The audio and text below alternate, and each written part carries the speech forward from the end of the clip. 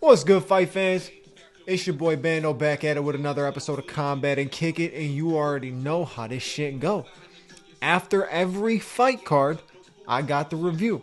So UFC 303 was last night, and I gotta come through with the review. So let's get right into it. Let's go.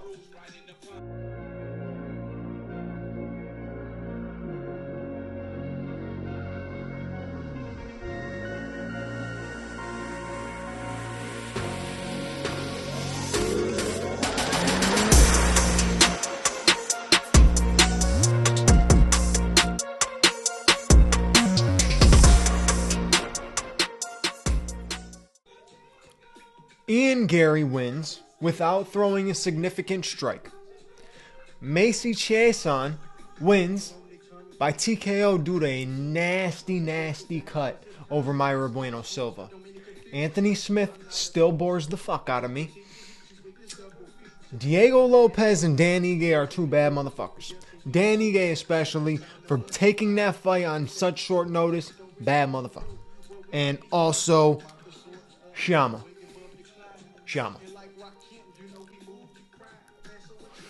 Like I said, welcome back to another episode of Combat and Kick It, and we're reviewing 303 because it was a great card. I mean, it wasn't an insanely amazing card or anything like that, but it was good. It was a good card. Man, oh man, no, I'm happy. I'm happy to see that Alex is continuing the streak of looking so dominant. He's breaking guys' records that have been in the game for a while, and not necessarily records, but just his accolades are unbelievable, man. Unbelievable. In 9 fights, the man has fought nothing but champions and been fighting championship fights. He fought at UFC 295, UFC 300, and UFC 303. And I guarantee you we see him again this year. Depending on who it would be against, but I guarantee you we see him again this year. But to get to the whole review, so we start off with Ian Gary versus Michael Venom Page. Now there was other good fights on this card. I want to, recognize them real quick. Peyton Talbot with a unbelievable KO finish, very good. Vinicius Oliveira continuing the hype, beating Ricky Simone by decision. Jillian Robertson absolutely walked through Michelle Waterson. Well, not walked through, but took her down and dominated her on the ground pretty much every single round. And Karate Hottie finally hit the point of retirement after 17 years. She deserved to run off in the sunset, go retire and do your thing. Who else? Charles Jourdain screwed my entire parlay up. So, shout out to Charles for that one. I appreciate you. Really do. I appreciate you. That Jean Silva guy is... I gotta give him some props. That man could take a shot and continue to push forward with mean intentions. He was trying to take Charles Jourdain's head off. Like, I like a fighter like that. I really do. So I'll be rocking with him next time I see his name on a card. Trying to think of what other fights were on the prelims. So I feel like I'm missing something good.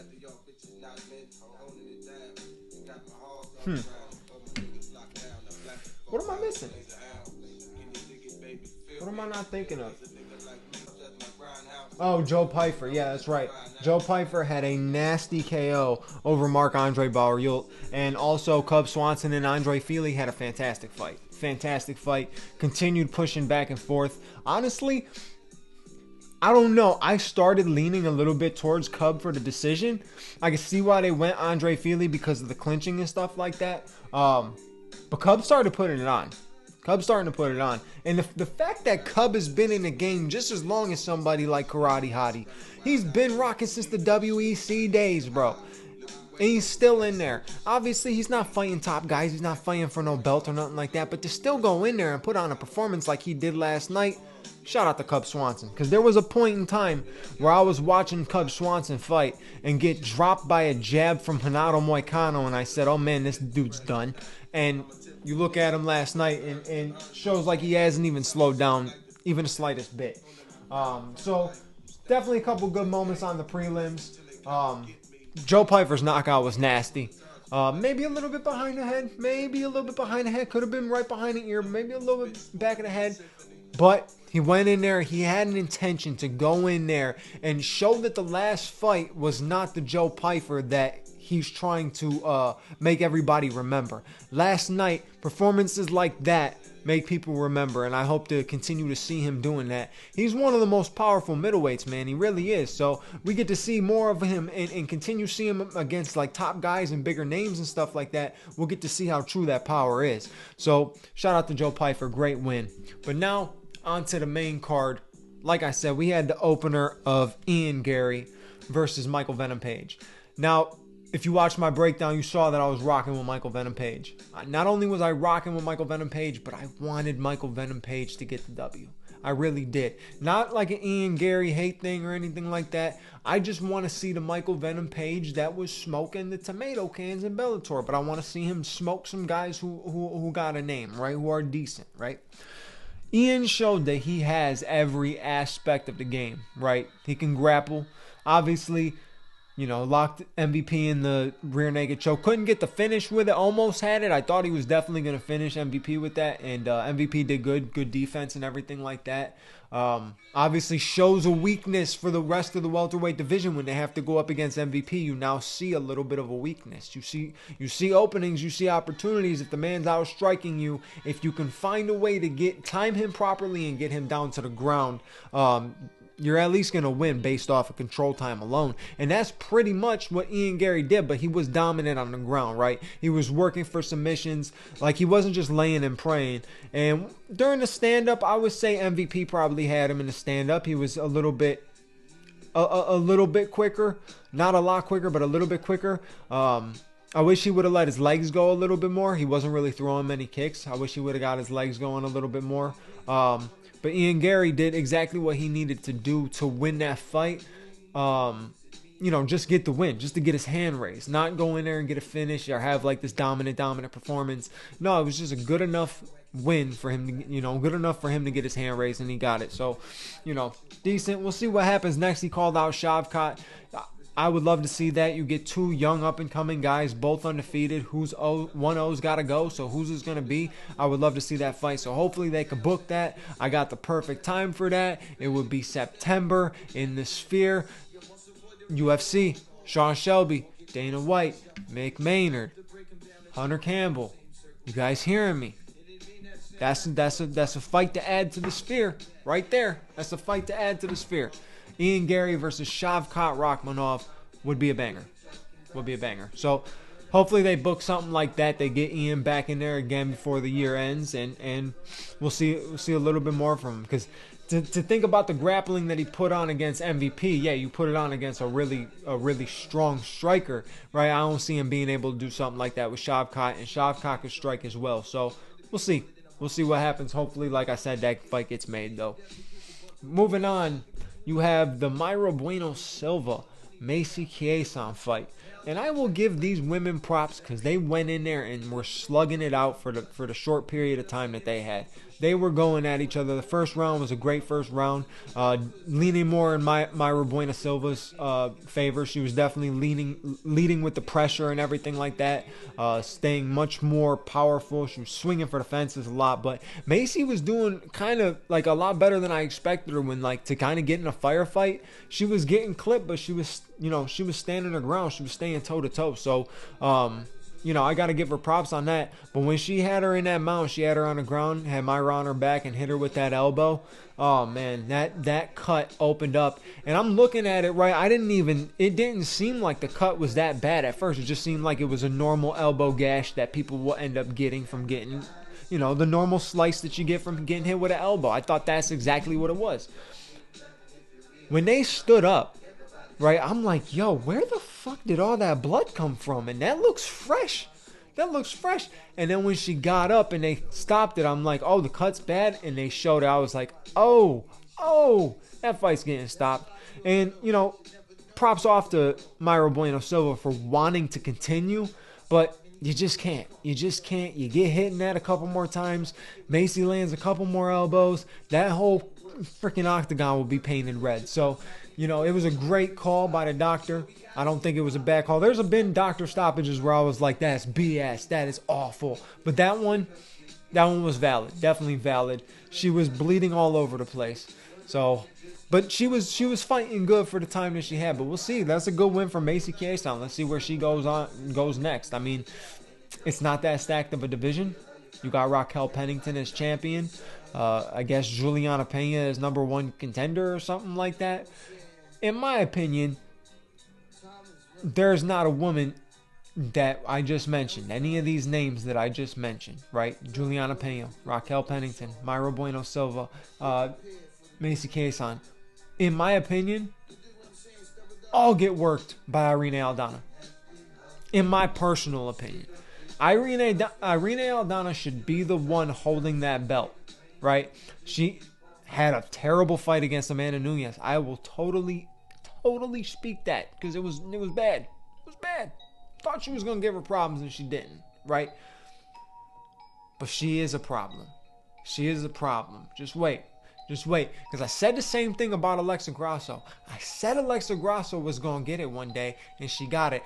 Did I ever expect her to beat Valentina? Absolutely not. And I didn't expect her to submit Valentina and then go on and beat her in a decision in the second fight. You know, I didn't expect it, right? But I did expect her to end up having that belt around her waist, and I'm predicting that with Irene Aldana. With the fact that this women's division is not that stacked. It really isn't, right? Juliana Pena was off for multiple years, came back, beat Amanda Nunes. Great win. Not going to take anything away. But came back in the second fight and got pinged up. Got pinged up relentlessly, and we haven't seen her since. That is right. Irene Aldana was the one that got beat up by Amanda on that night. That would have been Juliana. But, you know, obviously she's going to get that title shot. But I think Irene beats her. I think Juliana probably beats Raquel. But honestly, they're two just like average strikers with decent ground games. You know, I know that sounds kind of crappy to say about professional fighters, but if you really watch it, they are decent strikers to subpar with Juliana Pena. Raquel's got a little bit more when it comes to staying in tight and stuff, but no, either way, the women's division needs work for sure.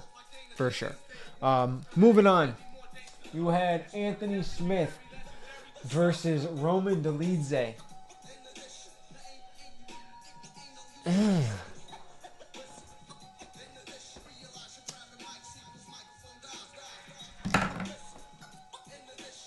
This is one of those ones where I just want to sit here and smoke for a minute and 30 seconds.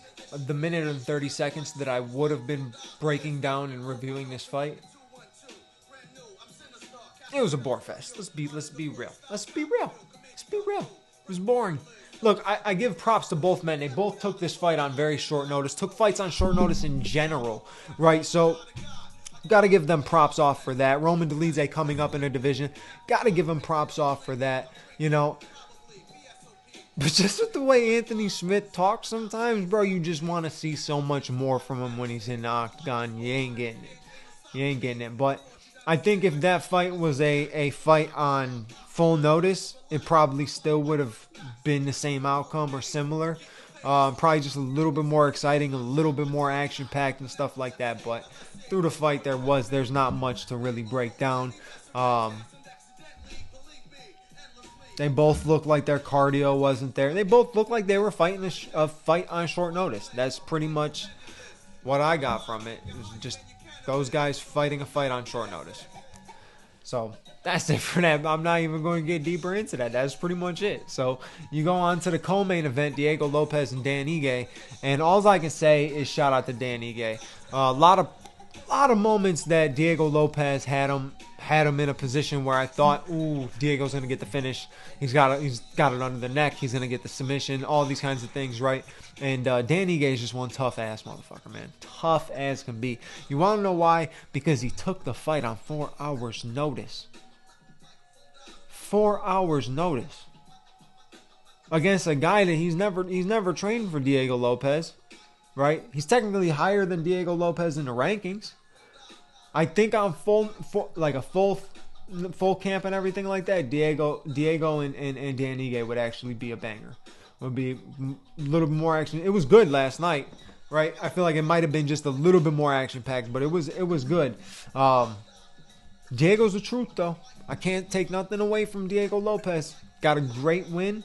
You know, he's moving on. I think I personally had him beating Brian Ortega. Like, I think I predicted Brian in the breakdown.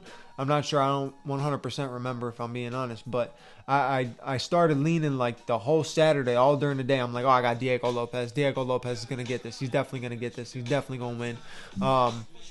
You know, and just with everything that has happened, you know, that's just a wild, wild situation. Getting a short notice fight in general to be the co-main event of what was supposed to be one of the bigger cards of the year, and it's against a top 3 featherweight. Then he pulls out because he's sick on the same day, 103 fever. Hopefully Brian Ortega's all good, but 103 fever, had to pull out of the fight. During the day, Dan Ige steps up on 4 hours notice. Unbelievable. I feel for Diego Lopez, but at the same time, he showed everybody why he is all the hype. You know what I'm saying? He showed his talents in the octagon, and then also showed that he's about that smoke. He will answer the call if it's there, and so will Dan Ige. Dan Ige tweeted, "So you want to be a BMF?" And that is exactly how you do it right there. You become a BMF by doing stuff like that, taking fights on short notice, risky fights. When you're a guy that's on the come up, not even on the come up, but on his way up in the division, right? Winning, your ranking is going up. You're trying to move up to get to the championship, and you take a risky fight on short notice like this to help save a card. That's all for fans. Shout out to Dan Ige, because he did his thing still. He landed a nasty head kick on Diego Lopez. Diego caught the leg, took him down, ate it. I don't know how he did it. It's just those Mexican chins. Those are different chins. They are different breeds when it comes to getting hit. It's just simple as that. We've seen the history of Mexicans in boxing. The chin is unbelievable. Unbelievable.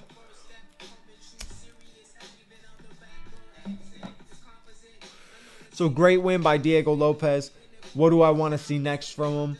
I would say try to book the Brian Ortega fight. Make it a legit thing. You could try to book that. You can do maybe I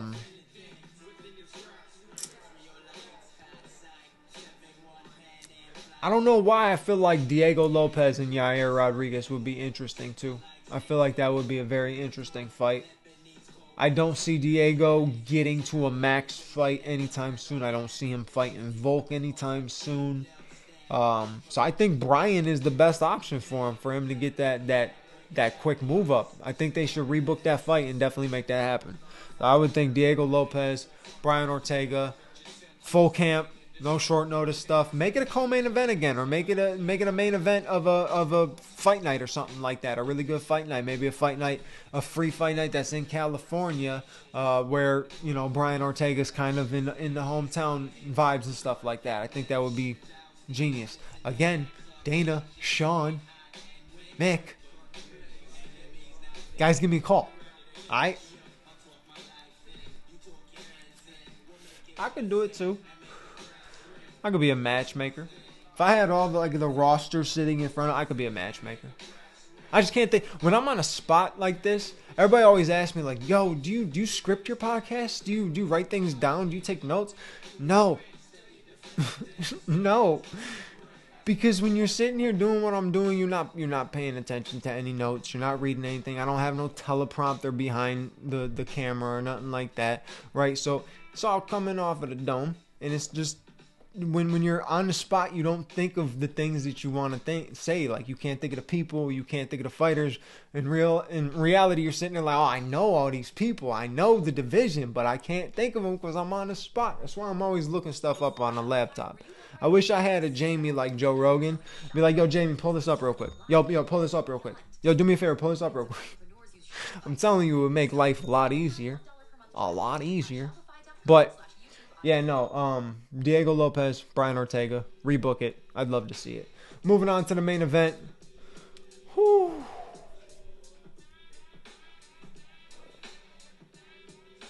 Shama.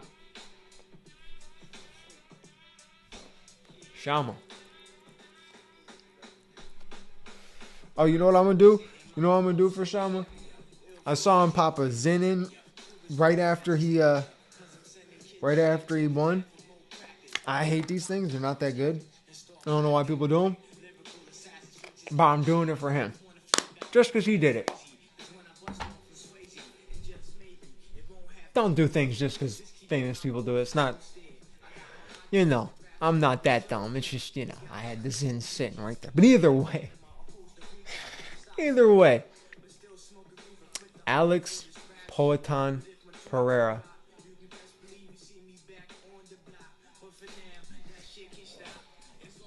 That guy's going to be sitting in a pub somewhere someday talking about, oh, I beat that guy so many years ago. Was the worst thing that Israel Adesanya could have ever said.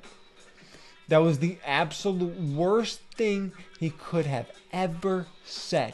And I know he's regretting it. Deep down inside, man. It's killing him. It's killing him. That finish last night solidified Alex as one of the most dangerous men. No doubt. No, there's no argument now. There's no, oh, that was an early stoppage, or, oh, they had the reset from the cup check. Oh, there was this. Oh, there was that. This guy's not that. Oh, that. No excuse. No excuse. A lot of people even said, oh, like, he only got Yuri because Yuri was coming off the shoulder injury for that first fight. What about this one? Look, I said it in the breakdown. If Alex stays patient, does not show the left hand, he will tag him with the first left hand and drop him.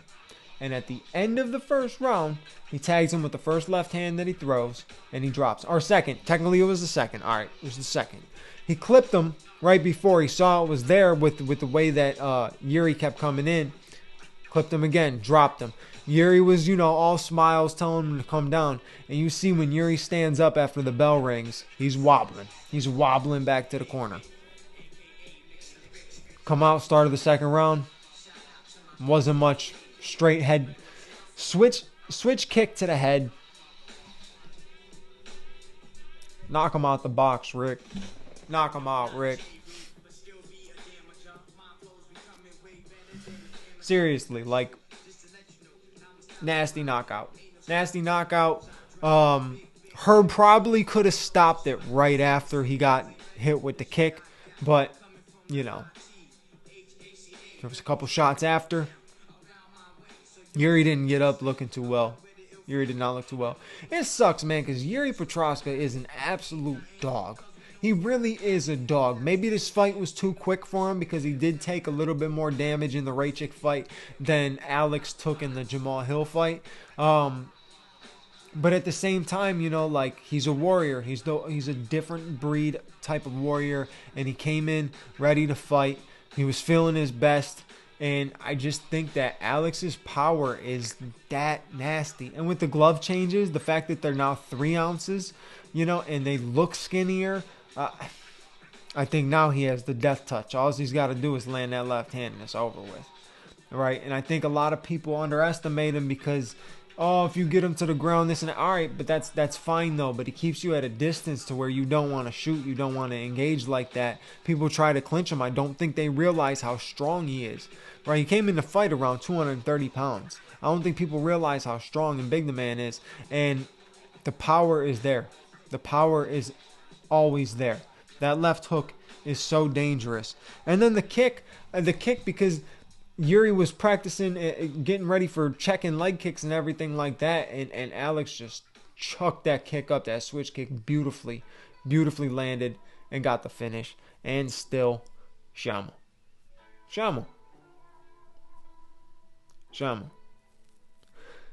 Can't say nothing about it, man. He is really, he's really doing his thing. And I hope to see Israel Adesanya come back, get the belt, middleweight belt and everything like that, because I'm not a big Dreykus fan. But, I think the whole ship with that is sailed. So people stop talking about bringing that to light heavyweight. That ship is sailed. That ship is completely sailed. Izzy got the one win, and I don't think Izzy wants to go up to 205, where Alex seems even more dangerous, right? I just don't see that being a thing that Izzy would want to do. So, overall, pretty decent card. If I had to grade it, C plus, B minus, C plus, B minus, somewhere around there. It was good, not great, decent, amazing finish. Amazing finish. So A plus finish. Even if it was the other way around, right? Getting a finish like that to end the night, A plus finish in my opinion. Or having like a slugfest like a Max Holloway, Justin Gaethje type fight, that's an A plus type of finish as well. But probably B minus card total. B minus. That's what we're rocking with. B minus. But you already know what to do. I appreciate you guys as always for watching this. You know what to do. Like, comment, subscribe. Hit the bell notification button so you know when the next episode is out. And again, subscribe. Make sure you subscribe. Make sure you comment. Click that like and the bell notification. Don't you forget. Don't forget. Alright, I'll catch you on the next episode. Peace.